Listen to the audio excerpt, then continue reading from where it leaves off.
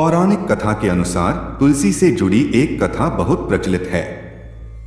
श्रीमद् देवी भागवत पुराण में इनके अवतरण की दिव्य लीला कथा भी बनाई गई है। एक बार शिव ने अपने तेज को समुद्र में फेंक दिया था। उससे एक महातेजस्वी बालक ने जन्म लिया। यह बालक आगे चलकर जालंधर के नाम से पराक्रमी दैत्य राजा बना। इसकी राजधानी का नाम जालंधर नगरी था। दैत्यराज कालनेमी की कन्या वृंदा का विवाह जालंधर से हुआ। जालंधर महाराक्षस था। अपनी सत्ता के मद में चूर उसने माता लक्ष्मी को पाने की कामना से युद्ध किया, परंतु समुद्र से ही उत्पन्न होने के कारण माता लक्ष्मी ने उसे अपने भाई के रूप में स्वीकार किया। वहां से पराजित होकर वह देवी पार्वती को पाने की लालसा से कैलाश पर्वत पर गया। भगवान देवाधिदेव शिव का ही रूप धरकर माता पार्वती के समीप गया, परंतु मां ने अपने योग बल से उसे तुरंत पहचान लिया तथा वहां से अंतर्ध्यान हो गई। देवी पार्वती ने क्रुद्ध होकर सारा वृतांत भगवान विष्णु को सुनाया। जालंधर की पत्नी वृंदा अत्यंत पतिव्रता स्त्री थी। उसी के पतिव्रत धर्म की शक्ति से जालंधर न तो मारा जाता था और न ही पराजित होता था।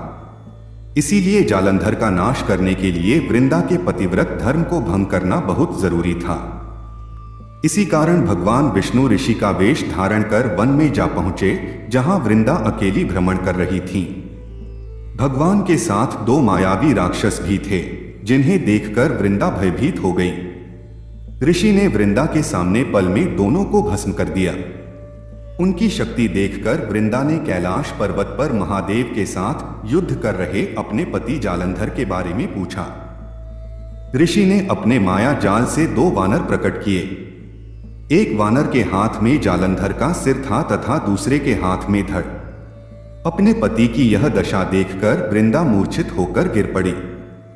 होश में आने पर उन्होंने ऋषि रूपी भगवान से विनती की कि वह उसके पति को जीवित करें। भगवान ने अपनी माया से पुनः जालंधर का सिर धड़ से जोड़ दिया, परंतु स्वयं भी वह उसी शरीर में प्रवेश कर गए। वृंदा को इस छल का जरा आभास न हुआ। जालंधर बने भगवान के साथ वृंदा पतिव्रता का व्यवहार करने लगी, जिससे उसका सतीत्व भंग हो गया। ऐसा होते ही वृंदा का पति जालंधर युद्ध में हार गया। इस सारी लीला का जब वृंदा को पता चला तो उसने क्रुद्ध होकर भगवान विष्णु को शिला होने का श्राप दे दिया तथा स्वयं सती हो गई।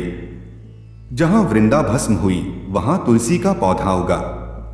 भगवान विष्णु ने वृंदा से कहा, हे वृंदा, तुम अपने सतीत्व के कारण मुझे लक्ष्मी से भी अधिक प्रिय हो गई हो। अब तुम तुलसी के रूप में सदा मेरे साथ रहोगी। जो मनुष्य भी मेरे शालिग्राम रूप के साथ तुलसी का विवाह करेगा, उसे इस लोक और परलोक में विपुल यश प्राप्त होगा। जिस घर में तुलसी होती है वहां यम के दूत भी असमय नहीं जा सकते। गंगा व नर्मदा के जल में स्नान तथा तुलसी का पूजन बराबर माना जाता है। चाहे मनुष्य कितना भी पापी क्यों न हो, मृत्यु के समय जिसके प्राण मंजरी रहित तुलसी और गंगा जल मुख में रखकर निकल जाते हैं, से मुक्त होकर वैकुंठ धाम को प्राप्त होता है। जो वह पापों मनुष्य तुलसी व आंवलों की छाया में अपने पितरों का श्राद्ध करता है, उसके पितर मोक्ष को प्राप्त हो जाते हैं।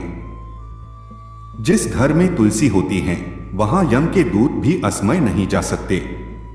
गंगा व नर्मदा के जल में स्नान तथा तुलसी का पूजन बराबर माना जाता है। चाहे मनुष्य कितना भी पापी क्यों न हो, मृत्यु के समय जिसके प्राण मंजरी रहित तुलसी और गंगा जल मुख में रखकर निकल जाते हैं, से मुक्त होकर वैकुंठ धाम को प्राप्त होता है।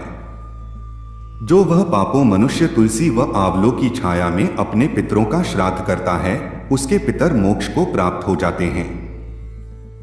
उसी दैत्य जालंधर की यह भूमि जलंधर नाम से विख्यात है। सती वृंदा का मंदिर मोहल्ला कोट किशनचंद में स्थित है।